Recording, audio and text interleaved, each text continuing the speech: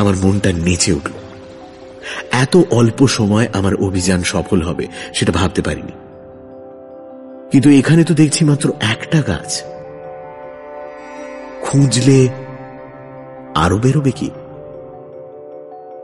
প্রায় 15 মিনিট ধরে খুঁজেও আর কোনো স্বর্ণপর্ণীর সন্ধান না পেয়ে আমরা ঝর্ণার ধারে ফিরে এলাম।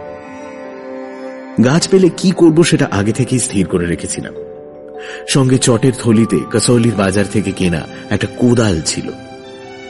সেটা থলি থেকে বার করে কাজে লেগে গেলাম। উদ্দেশ্য, গাছড়াটাকে শিকড় শুদ্ধ তুলে আমার সঙ্গে গিরিডিতে নিয়ে আসব। আমাকে কোদাল চালাতে দেখে ছোটেলাল আরে তোমা তোমা তোমা তোমা হাঁটি হাঁটি হাঁটি হাঁটি বলে আমার অপটু হাত থেকে কোদালটা ছিনিয়ে নিয়ে 5 মিনিটের মধ্যে শিকড় শুদ্ধ গাছড়াটা আমার হাতে তুলে দিল। 3 দিন পরে গিরিডিতে ফিরে এসে প্রথমেই আমার মালি হরকিশনকে ডেকে পাঠালাম। সে এলে পর তার সামনে গাছড়াটা তুলে বললাম, এই জিনিস দেখেছো কখনো? কবি নেই সাব।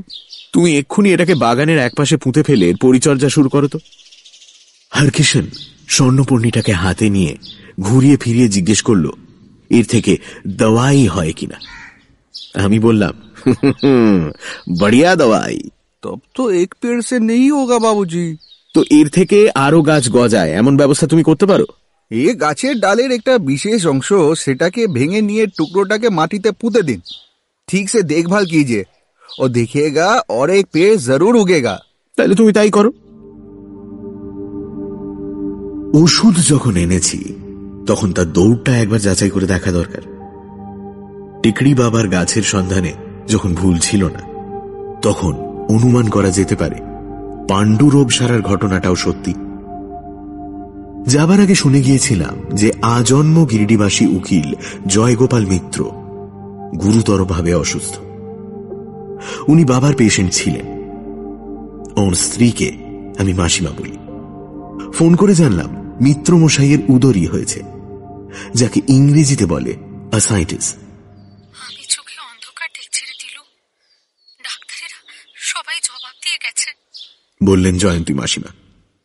আমি স্বর্ণপর্ণীর কথা বলতে উনি দীর্ঘশ্বাস ফেলে বললেন, এত ওষুধই তো পড়লো, আর এটা পড়লে আর ক্ষতি কি? বুঝলাম তিনি খুব একটা আশ্বস্ত যে হয়েছেন তা নয়। তাও আমি সেদিনই সন্ধ্যাবেলা গেলাম মিত্রমশাইয়ের বাড়িতে। সঙ্গে একটা কাগজের মোড়কে গুঁড়ো করা 2 স্বর্ণপর্ণীর পাতা। 1/2 কাপ দুধের সঙ্গে মিশিয়ে খাইয়ে দিন মাসিমা, আমি কাল সকালে এসে খোঁজ নেব, ঠিক আছে? উৎকণ্ঠায় রাত্রে ভালো ঘুম হল না। সকালে বৈঠকখানায় এসে বসেছি। চাকর দুঃখী চা এনে সামনের টেবিলে রেখেছে, এমন সময় টেলিফোনটা বেজে উঠল। আমি এক লাফে ফোনটা তুলে হ্যালো বলতেই জয়ন্তী মাসিমার চিৎকারে ফোনটা কান থেকে ইঞ্চি খানেক সরিয়ে নিতে হলো।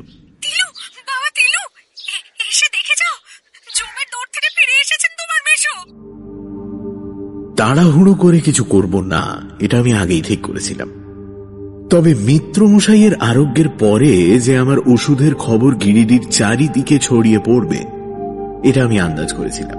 ফলে চাই বা না চাই আমাকে কিছু দুরারোগ্য ব্যারামের চিকিৎসা করতে হয়েছিল। বলা বাহুল্য, সব ক্ষেত্রেই আমার ওষুধ কাজ করেছিল। এই আশ্চর্য ওষুধ কি করে পেলাম সে প্রশ্ন অবশ্যই আমাকে বহুবার শুনতে হয়েছে। উত্তরে প্রতিবারই আমি একই মিথ্যের আশ্রয় নিয়েছি। বাবা মারা যাওয়ার আগে এই ওষুধ আমাকে দিয়ে যান। কোথায় পাওয়া, কি নাম তা জানি না। ইতিমধ্যে আমার মালির অধ্যাবসায়ের ফলে আমার বাগানের দক্ষিণ দিকে দেয়ালের সামনে মাটিতে 11টা স্বর্ণপর্ণী শোভা পাচ্ছে। প্রত্যেকটিতেই প্রতি বছর নতুন করে পাতা গজাবে, তাই সাপ্লাইয়ের অভাব হবে বলে মনে হয় না। এমন যদি ধারণা দিয়ে থাকি যে আমি এখন কলকাতার কলেজে অধ্যাপনা ছেড়ে পুরোপুরি ডাক্তারিতে লেগে গেছি, তাহলে সেটা শুধরানো দরকার। অধ্যাপনা পুরো দস্তুর চলছে।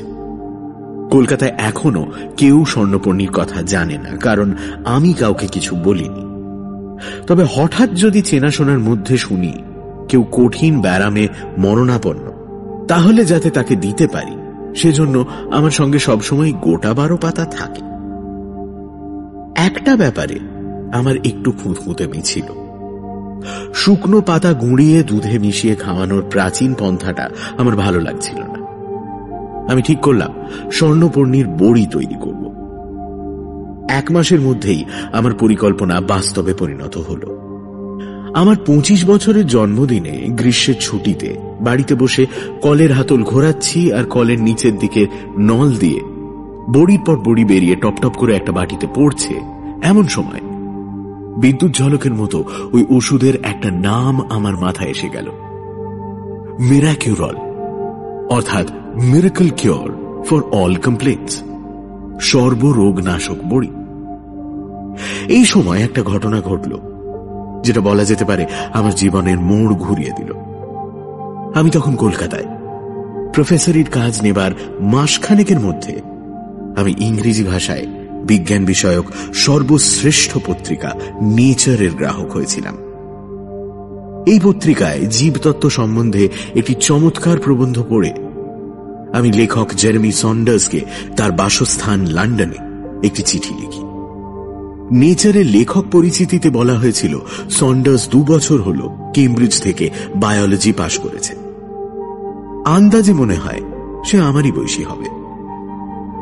তখন বিলেতে চিঠি যেতে জাহাজে সময় লাগতো 18 দিন, আর প্লেনে 8 দিন।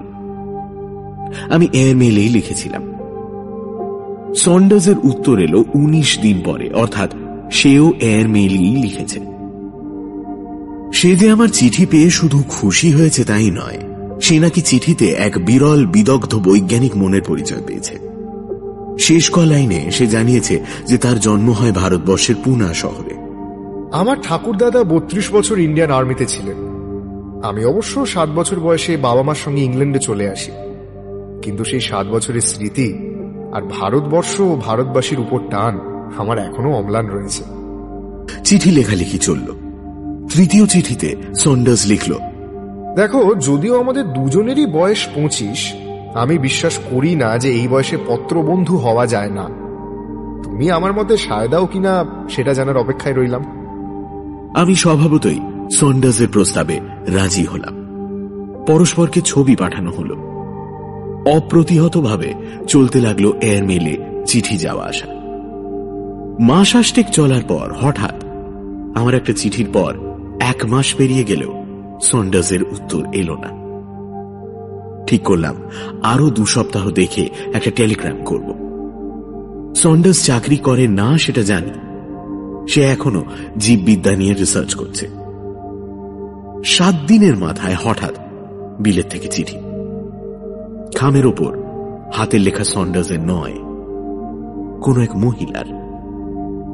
চিঠি খুলতে মনে পড়ল সন্ডার্স লিখেছিল সে গত বছর বিয়ে করেছে।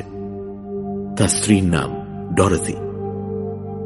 চিঠি খুলে দেখি, হ্যাঁ, লেখিকা ডরথি বটে, কিন্তু এই যে নিদারুণ দুঃসংবাদ। তোমাকে খবরটা জানাতে আমার যে কি মনের অবস্থা হচ্ছে বোঝাতে পারবো না। তুমি জেরির এত বন্ধু বলে এই কর্তব্যটা আমার কাছে আরো কঠিন। জেরির যকৃতে ক্যান্সার ধরা পড়েছে। ডাক্তারের মতে তার মেয়াদ আর মাত্র 2 মাস। পড়ার সঙ্গে সঙ্গেই আমার কি করণীয় আমি স্থির করে ফেলেছি। 10টা মিরাকিউরলের বড়ি সেদিনই এয়ারমেলে পাঠিয়ে দিলাম ডরথির নামে, সঙ্গে চিঠিতে কাতর অনুরোধ, এই পার্সেল পাওয়া মাত্র তুমি তোমার স্বামীকে 2টো বড়ি খাইয়ে দেবে। 2 দিনে যদি কাজ না হয় তাহলে আরো 2টো। এইভাবে 10টা বড়ি তুমি শেষ করে ফেলতে পারো। যেই মুহূর্তে মনে হবে বড়িতে কাজ দিয়েছে তক্ষুনি আমাকে টেলিগ্রাম করে জানাবে। 1.5 মাস কেটে গেল, কোনো খবর নেই। ক্যান্সারে কি তাহলে মিরাকিউরল কাজ করে না? তাহলে তো ওষুধের নাম পাল্টাতে হবে। আমি ততদিনে গিরিডি ফিরে এসেছি পুজোর ছুটিতে। সন্ডার্সের কাছে আমার 2টো ঠিকানাই ছিল। এখন কখন আমি গিরিডিতে থাকি আর কখন কলকাতায় সেটাও ও জানত। কালী পুজোর আগের দিন ডরথিকে একটা টেলিগ্রামের খসড়া করে অত্যন্ত বিষণ্ণ মনে সেটায় চোখ বুলোচ্ছি। এমন সময় দুঃখী ব্যস্ত হয়ে এসে বলল, বাবু একজন সাহেব এক্ষুনি ট্যাক্সি থেকে নামলেন, আপনার সাথে দেখা করতে এসেছেন। বলার প্রায় সঙ্গে সঙ্গেই দরজায় কড়া নাড়া শব্দ। আমার বাড়িতে ঢুকে প্রথমেই বৈঠকখানা পড়ে। দরজা খুলে দেখি একটি স্বর্ণকেশ শ্বেতাঙ্গ সুপুরুষ যুবক ঠোঁটের কোণে হাসি নিয়ে দাঁড়িয়ে আছে। ফটো বিনিময় হবার দরুন আমরা পরস্পরের মুখ চিনতাম। তাই আমি আর থাকতে না পেরে সন্ডার্সকে জড়িয়ে ধরে রুদ্ধ কণ্ঠে বললাম, তুমি বেঁচে আছো? ততক্ষণে আমরা দুজনেই ঘরে এসে ঢুকেছি। দুঃখী সন্ডার্সের হাত থেকে তার সুটকেস নিয়ে নিয়েছে। এবার সন্ডার্স আমার পিঠে দুটো চাপড় মেরে ধপ করে একটা সোফায় বসে পড়ে বলল, তা যে আছি সে তো দেখতেই পাচ্ছ, কিন্তু সত্যি করে বলো তো, এটা কি কোনো ভারতীয় ভেলকি? লন্ডনের ডাক্তারি মহলে তো হইচই পড়ে গেছে। কি ট্যাবলেট পাঠিয়েছিলে তুমি আমাকে? আমি দুঃখীকে কফি করতে বলে স্বর্ণপর্ণীর ঘটনাটা আদ্যপান্ত সন্ডার্সকে বললাম। সন্ডার্স সবটুকু শুনে কিঞ্চিত অভিমানের সুরে বলল, এমন একটা ঘটনা তুমি একদিন তোমার পত্রবন্ধুর কাছে লুকিয়ে রেখেছো? আমার ভয় হয়েছিল তুমি আমার কথা বিশ্বাস করবে না, ফলে আমাদের দুজনের মধ্যে হয়তো একটা ব্যবধান এসে পড়বে। ননসেন্স। তোমার চিঠিতে যেটা সবচেয়ে বেশি প্রকাশ পায় সেটা হলো তোমার চিন্তাধারার স্বচ্ছতা ও গভীরতা। আমি তোমার কথা বিশ্বাস করবো না, কি হতে পারে? কি নাম তোমার এই আশ্চর্য ওষুধের? সংস্কৃত নামটা তো বলেইছি, আমার দেওয়া নাম হলো মেরাকিউরল। Bravo, Bravo! এর চেয়ে ভালো নাম আর হতে পারে না। কিন্তু আশা করি তুমি ওষুধের পেটেন্ট নিয়েছো? আমি না বলাতে